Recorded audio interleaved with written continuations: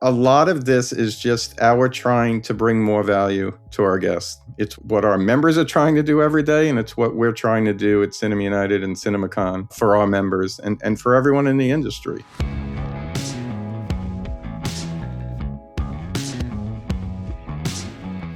This is the Box Office Podcast. I'm Daniel Loria, the editorial director of Boxoffice Pro, the pulse of theatrical exhibition. And in this week's episode, we are welcoming from CinemaCon, Matt Pollock, along with Cinema United's Amanda Martin, who will be going over a preview of the big convention taking place in a couple of weeks. I can't believe I'm saying that already, but in a couple of weeks down at Caesars Palace in Las Vegas, a complete roundup and preview of everything you can expect from this year's event. And I'll say it right now from the onset. If you've got tickets arriving to CinemaCon the Sunday night before, move those flights up, especially if you're an independent theater owner, because that iTalk committee meeting, that independent theater owner committee meeting is happening in the afternoon on Sunday. Make sure to get there early, a day before, and we'll be going over the rest of the schedule in the second half of this episode. Before we get there, we will go over everything in the world of exhibition news with my colleagues and co-hosts, Rebecca Pahle and Chad Kennerk from Boxoffice Pro. Guys, welcome back to another episode. We are officially now finished with Q1, and the bad news is I've only seen 3 new releases this year. One of them I saw at a film festival last year, so honestly, I've only gone to the movies twice this year. I don't know if you guys have been going a little bit more often than I have. It's the slate hasn't been there for me as a moviegoer. I don't know for you, Rebecca, what it's been like. My sci-fi loving self. I've been waiting for Project Hail Mary. I got out to see that yesterday.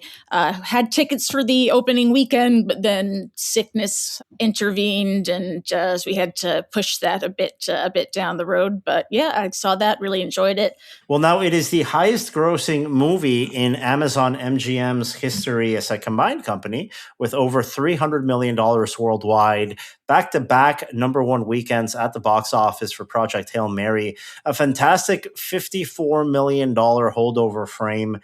Less than 33% of a drop in week 2. Man, we really needed something like this. We went over those wonderful opening weekend figures last week, guys, and I just like to be in a market where an original film based on a popular book can go out there and get a lot of people back in the movies before the summer. Because it's one thing if you do it in Memorial Day weekend, it's another thing if you can do it in March, and that's what Amazon MGM pulled off. Yeah, and I hope that the lesson from this will not be, hey, we need a Project Hail Mary 2. It will be that we need more original and big swings on the big screen. That's Between exactly this and right. Sinners, no, Vampires in Space, that's already been done. And it wasn't good.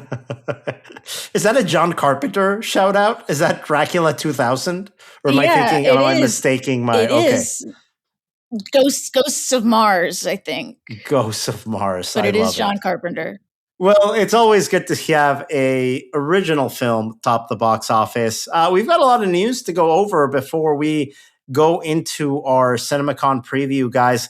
Let's start with some of the technology news items because, Rebecca, CJ4D Plex is about to launch its first 4 premium locations with AMC in the United States. Yeah, we're seeing 2 ScreenX auditoriums and 2 4DX auditoriums come to AMC locations. They're in the process there of renovating those theaters. ScreenX at the AMC Burbank, of course, in Los Angeles, and then at the AMC Town Square, just off. Speaking of CinemaCon, just off the Vegas Strip, and the 4DX at AMC locations in Houston and Kansas City near their headquarters. So nothing in New York, but moviegoers in Los Angeles, Houston, and Kansas City will have a better chance at snagging some of those premium tickets on opening weekends. Yeah, I think it's great to see these premium formats going to more locations, to more moviegoers. And that's what we're seeing here through Luma, that is adding new circuits to its 2 technologies.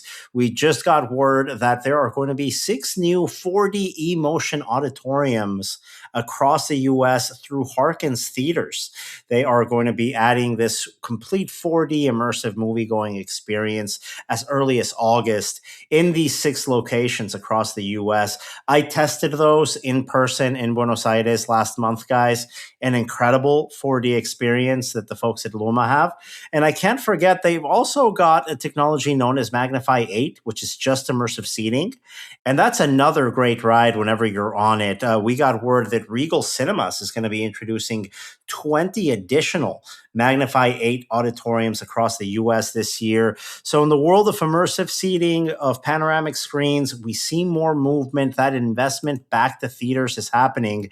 And that is a great segue to announcing when we're going to be revealing our inaugural box office blue ribbon lists. That's a list of some of the most captivating movie theaters around the world that have opened or renovated since 2020. We've organized them by year and by region. We're going to be revealing that list in our CinemaCon edition of the magazine, which will be revealed for the first time at the 9 a.m. panels at CinemaCon on Monday. So if you want to be among the first people to see who made that list, be sure to go to those Monday 9 a.m. panels at CinemaCon and pick up your print copy of Box Office magazine. We will also be having a complete list of all the inclusions of our Box Office Blue Ribbon theaters on our website, boxofficepro.com, that morning. An exciting reveal that we can't wait to share with you guys. And talking about things that are coming up, let's go over the release calendar because, Chad, we've got some holiday season editions here for 2027 from both Lionsgate and Universal. We are getting a sequel to The Housemaid called The Housemaid's Secret, adding Kirsten Dunst into the cast there. That is coming out December 17th, 2027 from Lionsgate.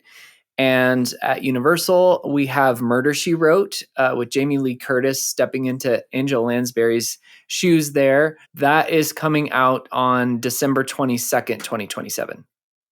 So everyone has a friend who's obsessed with Murder, She Wrote. So reach out to that friend My today parents, and let them know. they love that show. I love that. And we need more movies to come out in this 2027 Christmas season. It's going to be stacked, guys, because we've got Avengers Secret Wars currently on the schedule for December 17th from Disney.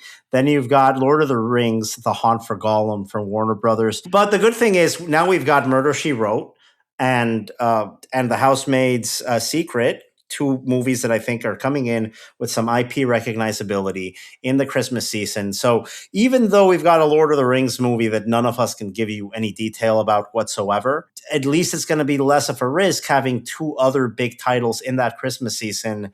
But Avengers, if it sticks to that December release date in 2027, that's a guarantee. Dude, 2027, I know I'm hyping it up from here. The schedule looks amazing so far.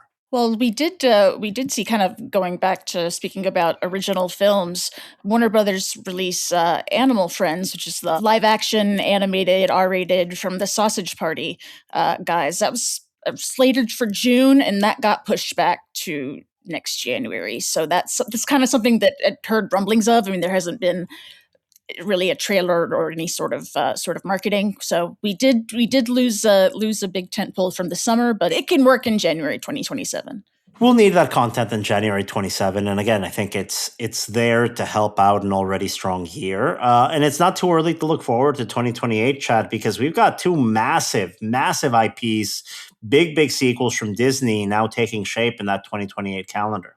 Yeah, Disney's newly appointed CEO, Josh D'Amaro, made this official during the shareholder meeting that they'll be releasing Lilo & Stitch 2 and Incredibles 3. Lilo & Stitch 2 has been dated for May 26, 2028, and The Incredibles 3 later that summer, June 16th, 2028.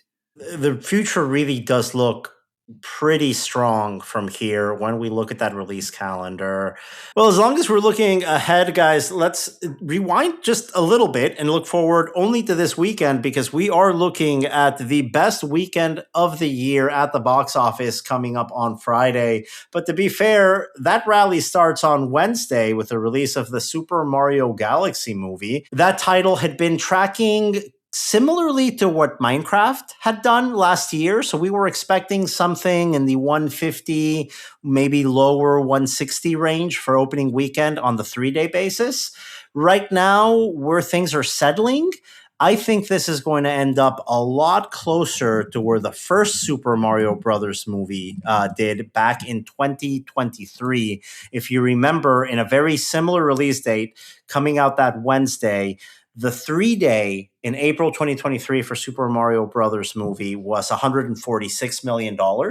That's more or less what we're looking at. Let's say 130s to low 140s for the sequel. This could hit as high as $200 million for the 5-day, but at this point, we are looking at the $200 million benchmark as the domestic ceiling for the Super Mario Brothers movie. And from our friends in the United Kingdom and Ireland, we currently have an opening weekend forecast between 15 and 20 million pounds for the title, and a theatrical run between 50 and 60 million pounds for the Super Mario Galaxy movie. That is forecasting provided to us by our partners over at Pearl and Dean. So a huge thank you to them. To read all our analysis, go to our website, boxofficepro.com, where you will find standalone articles on our domestic forecast for the weekend and our special UK forecasting brought to you by Pearl and Dean, updated every week on our website. Other than that Mario movie, guys, we've got a little bit of a muted release here with Zendaya and Robert Pattinson teaming up for The Drama. That's currently tracking to open between $10 and $15 million domestically. Honestly, I think it's bad luck in terms of release date for The Drama. It's coming right as Super Mario is taking that family audience, and you're coming in after a couple of really strong showings from Project Hail Mary. Unfortunately, I just don't see how it can build a fan base outside of the existing Zendaya and Pattinson stans that are out there. Does it need to do more than that, though? I feel like this could be a good, a modest, I mean, not just for Zendaya, but it's kind of giving me vibes of Challengers from Amazon MGM, which kind of, it didn't open particularly high, but it did well in chase weeks. I can see myself going to see this one if word of mouth is good, though I don't know if I'd be able to drag Eric with me. I think that might be a bridge too far.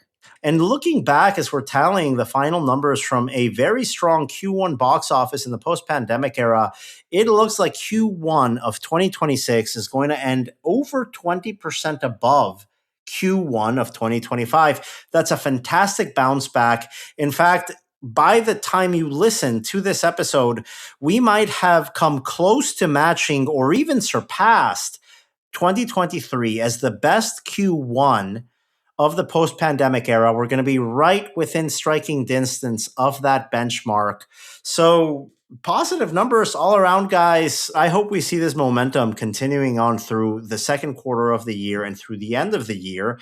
And a big part of that good and positive vibe, that positive feeling we have in this industry, is everything that is going to be taking place at CinemaCon in a couple of weeks in Las Vegas. Coming up after the commercial break, you've got my interview with Matt Pollock and Amanda Martin from CinemaCon and Cinema United. They go over the schedule, which I believe they just announced what that screening is going to be at the event itself. Rebecca, I know you wrote up this story for our website recently. That would be Universal's animated family adventure Forgotten Island, which is the latest film from DreamWorks Animation.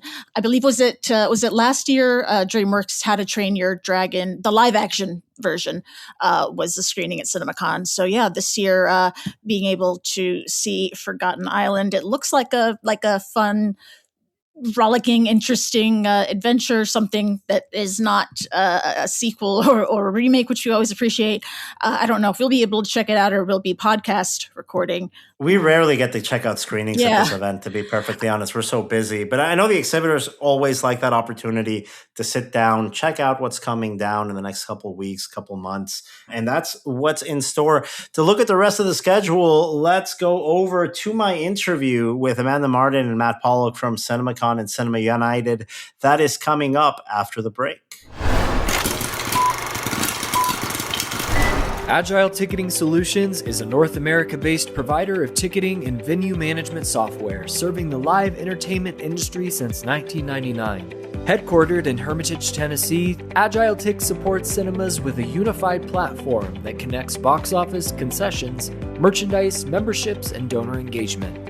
Designed to streamline operations while elevating the guest experience, AgileTix combines robust back-office tools with custom reporting, branded websites, and native iOS and Android mobile applications. To learn more, contact Shane Burkett or visit www.agiletix.com.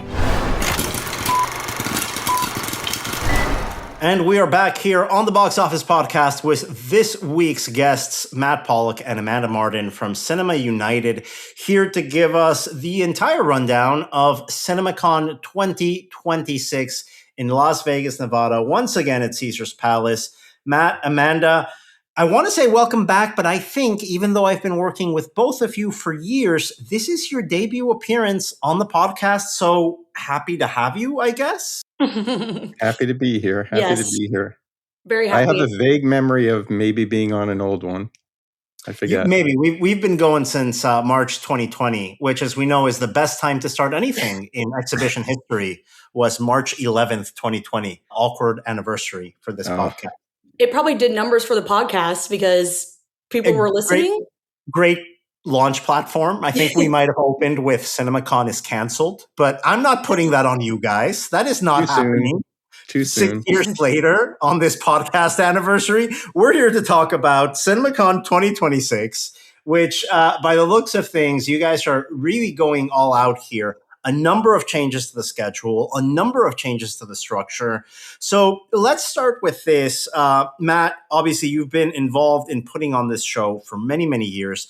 Amanda, you came into Cinema United. You saw how everything worked, and you worked with a team that have been here to institute some really exciting schedule changes and the way we experience the show. Can you talk about how CinemaCon 2026 is going to be different than all of the editions that preceded it? The heart of it is we wanted to do two main things. We wanted to really bring back the educational component to the show, and we wanted to have more of a focus on the internet, on the independent community of our membership, while also inviting all our guests to more of a global outlook on things throughout the week and not just on Monday morning. So that's really where we started from and how these changes came about. On the front end, that meant a big shift to the beginning of our week, especially early Monday, and actually now domino effect into Sunday. We've moved a very popular program we've been doing for many, many years, not always on the official public schedule for CinemaCon, but has always been happening for our Independent Theater Owners Coalition. That will now take place, used to take place on Monday morning, will now take place on Sunday afternoon. And we did that because we wanted those members to not miss out on all the things that we've added for Monday morning from an educational standpoint. So I'm hoping by now everyone has seen those changes. They've looked at our website. We've added 3 very important tracks, educational tracks on Monday to let people pick and choose what sessions they go to. One on audiences and innovation, one on food and beverage, and one on technology. The theme throughout this discussion is arrive early and be ready. Absolutely. You mentioned that Sunday afternoon session for iTalk members. That starts at 3:30 p.m. So the advice here is if you've got a flight to CinemaCon, you're an independent theater owner, it's worth your time to move that flight up. Get there Sunday morning, get installed, get ready to go, because by 3:30 p.m., that's when your show starts if you're an independent exhibitor attending CinemaCon 2026. Amanda, you mentioned those Monday morning panels. They are no longer just International Day, where we get the international exhibitors here and then we move on. Not at all. The international community is going to be part of every single day at CinemaCon 2026, better reflecting their role on our global business. But talk to me about these 3 tracks that you guys have on that educational component starting bright and early, 9 a.m. Monday morning. Yeah. So what we wanted to do with these educational panels is we kind of wanted to draw a through line from the fall summit all the way to CinemaCon with the education. And we decided, based on things we've been doing at Cinema United, based on the great things our members are doing, we really wanted to highlight innovation, looking forward, technology, just the great things that movie theaters are doing to capture those audiences and make people want to go to the movies even more. So like Matt said, we have the 3 tracks running concurrently. So for food and beverage, we partnered with the group EF&B, formerly known as NAC, the artist formerly known as. And so we partnered with them to get some really great panels there. Dan Hurl at EF&B is going to be leading a panel, on training the next generation of food and beverage leaders. That's going to be great for cinemas of all sizes, not just independents, all the way up to our big circuits. So we have some great stuff there. We're also bringing in some vendors from the concessions community, including Coke, J&J Snack Foods, Mars. They're going to be all talking about how can you look at your lobby and redo it and make it just, great, easy flow for people to get their concessions and just make it a great experience. So we have some great stuff there. We also have Rob Lehman from Santikos and Rob Novak from Marcus. And we have David Haywood from Cinemark. They're going to lead a panel on what's the future of concessions. There's some cool products coming out that maybe not all of our members have been able to see. So they're going to be doing a preview of that. And quick plug, all of those people you will see, you can go visit at the trade show on Tuesday and Wednesday. So we're trying to draw a through line through that. Our next track is technology. Huge things are happening in the technology space. So we wanted to highlight some of those. We'll mention here the great help the box office is involved in the technology session too, with Maureen and Stan leading. For the technology track, we're doing a session on immersive technology that are transforming theaters. So you'll be able to see the latest, from a lot of our big vendors and a lot of our big supporters of CinemaCon to see what's going on in that space to get audiences more immersed in the movie theater experience, which, as we know, is huge. People love to go to the movies because they can, disconnect. They can put their phones away. How do we get people more into the movie as they're watching it? We're doing a great session. As Matt said, Maureen from the box office is going to be on a panel all about practical AI. How can you use it? Everyone's talking about AI. What are practical ways that movie theaters can apply that to make their operations more streamlined? We have some great members, Cinema United members on that panel. And then to round out the technology track, we have a very exciting panel. They all are exciting, no favorites, led by Stan from the box office company. It's all about, there's so much technology out there, social media, all of these things. How can you leverage that to engage with your audiences? So we're very excited to announce we're having Letterboxd on that in a very official capacity. I think they've attended the show before, but we're trying to get them involved officially. Everyone knows if you have a TikTok, I love TikTok, not a plug, that Letterboxd is awesome on there. They don't just do the 4 favorites. We're going to try to get them in there. Gen Z loves Letterboxd. So how can we leverage that love of that platform to get people into your theaters? So good track there. And then the last one we're going to do is audiences and experiences. As we know, that's the core of our business. So we have some great stuff on there. Daniel, you'll be leading a panel. I don't know if you want to give more color to it, but that one's going to be a great one, reclaiming cultural moments, not just domestically, but internationally. So we have some great folks on there. That's, Disney, Fathom, Cinemark, Cineplex from Austria. That's going to be a great one. Another one we have, we're partnering with our friends, Mike Polidorus and Paul Garabedian, to do one about understanding 2026 audiences. What are trends that are emerging? How can we capture that Gen Z audience? So we'll have Chance from G Kids on there and Jeremy Jans, who's a YouTube content creator. And the last thing we have is looking at cinema designs around the world and how can we create a unique experience. So we're gathering cinemas from across the world. Cameron Mitchell of the Cinema Association of Australia is going to be leading that. So like Matt said, we're making this truly international.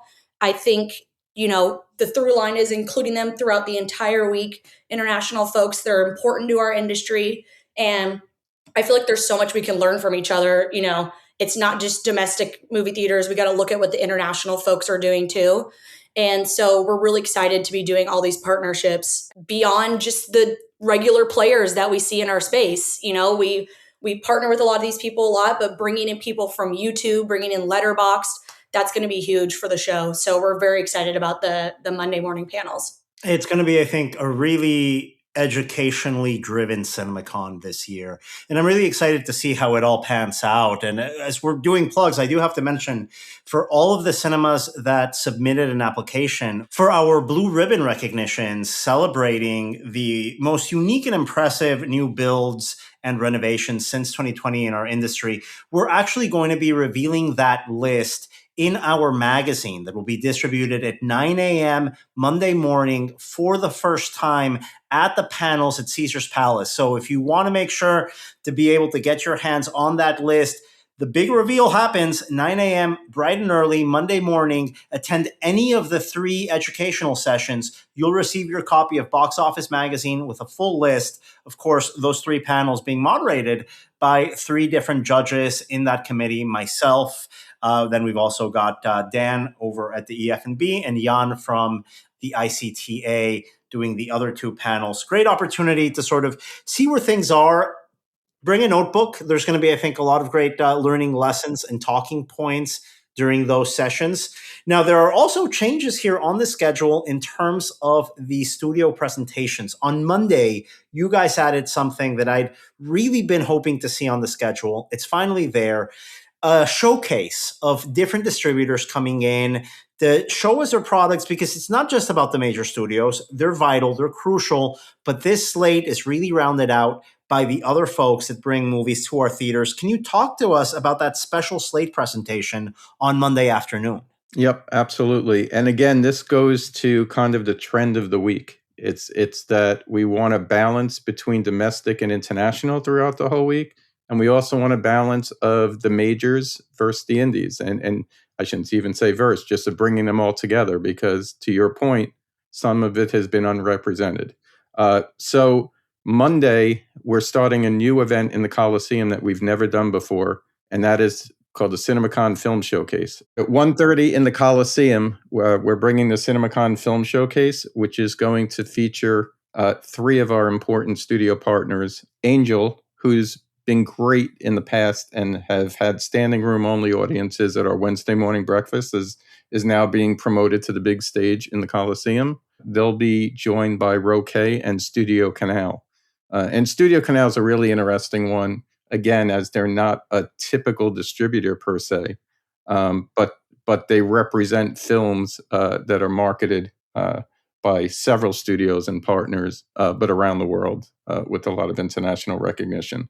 So yes, an important element that's a big part of the changes for the week. We love that these changes kind of kickstart the week. There's a flow into not just those changes, but changes we're doing also with the trade show that start on Monday afternoon. We're doing a reception this year on Monday afternoon for our trade show companies and our members to kind of, again, kick off the trade show, which will be concentrated now on Tuesday and Wednesday without Thursday hours, which has just been from a lot of feedback we've gotten from the vendors that Thursday really wasn't a busy day. It was competing with events in the Coliseum. That was always a hard point, I think, for a lot of attendees. I remember Thursday trying to get the folks, but you've got meetings. Honestly, it ended up just being the show up with a big bag and grab as much candy as you can day that Thursday morning. And you can still do that on Tuesday and Wednesday. Yeah, that's going to be Wednesday afternoon. So just a heads up for everybody with kids at home.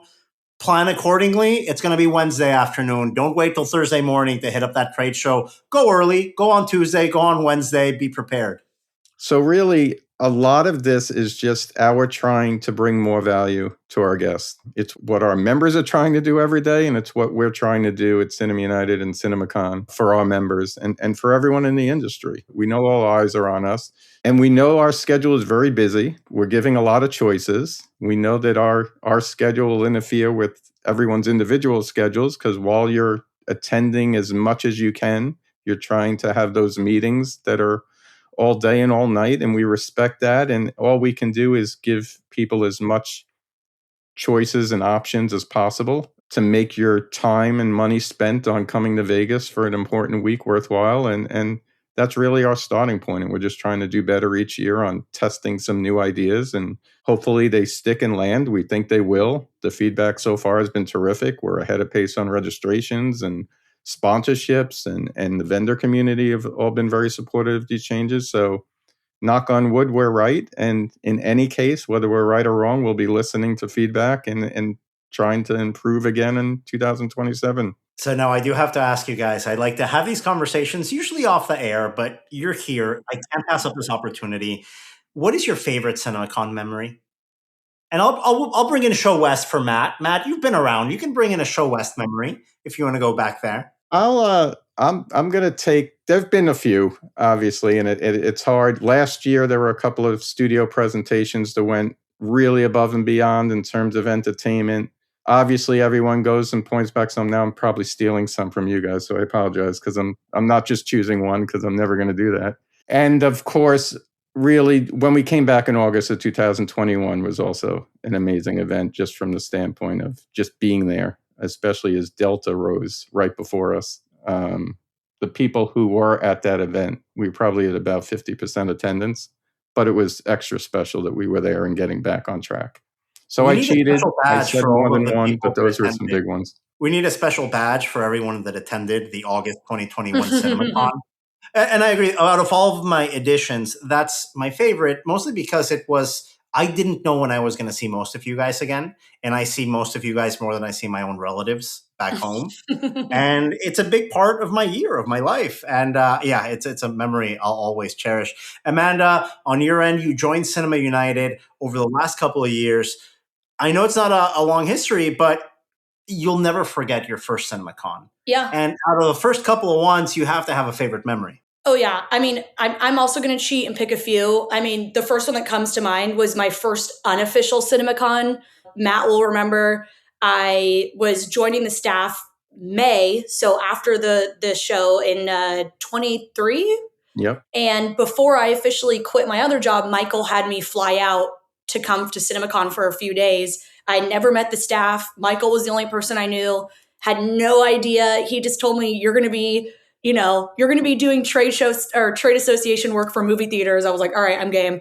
But he flew me out, and I will never forget. It was the Warner Brothers presentation that day. I had to leave right after that ended. But I remember they showed a preview of The Nun too.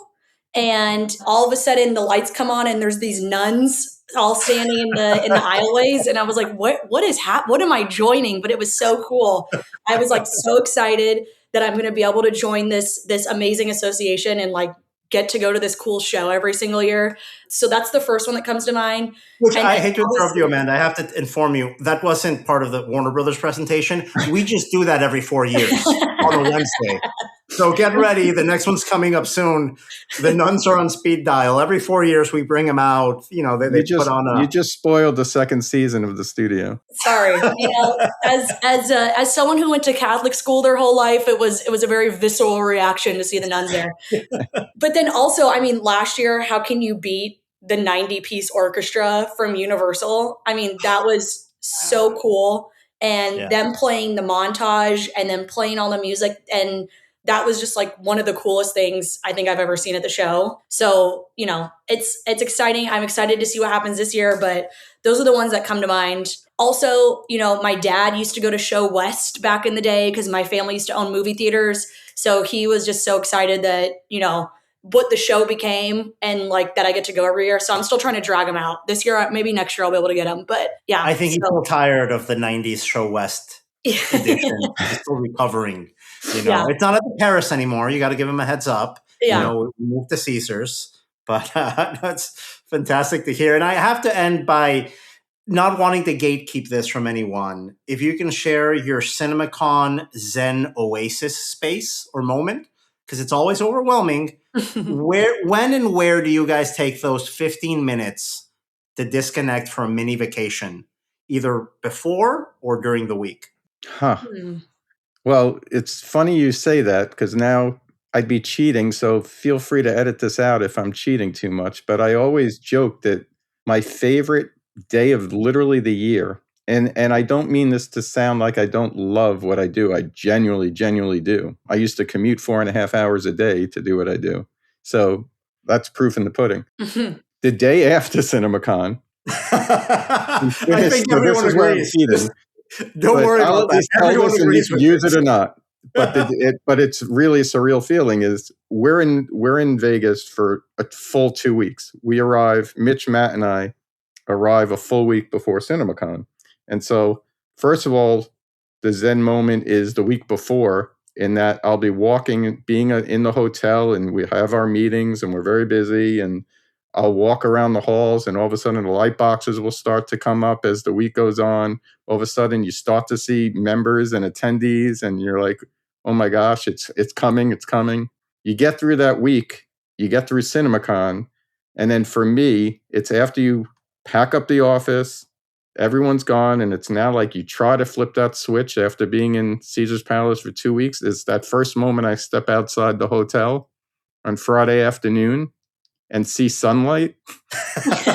And I see people just walking around in Las Vegas, and I'm like, wait, people are just walking around in Las Vegas and just without an agenda?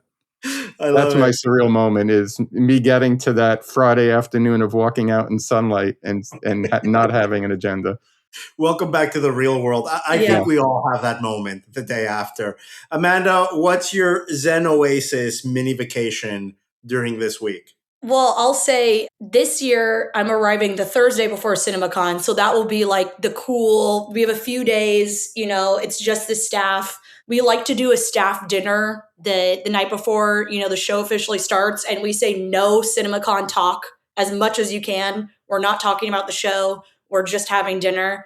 Also, my secret is one of the days when there's not something scheduled, Lou and I from Cinema United will leave Caesars and go get lunch at one of the other casinos so we can walk outside. That's a good tip. Just to disconnect for those 20, 30 minutes. We all need that little break. That's why everyone has it, by the way. Everyone has their own little secret vacation during the week or right after, it occurs. Yeah. Also, just going up to my room and like laying on the bed for 10 minutes and then running back down is also nice. So, there's little things that you build into it. But yeah, always getting out of Caesars is like Matt said, there's daylight. Like what? There's you have to be reminded sometimes. Yeah, sometimes you have to be. There's no beer that tastes better than the first beer you have after the show. Now that might happen on Thursday night or early Friday morning, but that's the best tasting beer of the year. Guys, thank you so much for joining us. CinemaCon is taking place April 13 through 16 at Caesar's Palace in Las Vegas, Nevada. Show up early. Fly in that Sunday, the 12th at the latest in the morning to make sure you can be there, because events start with the iTalk Connect program at 3:30 p.m. on Sunday, and early the next morning, Monday at 9 p.m., April 13, the first of the educational sessions start at Caesar's Palace.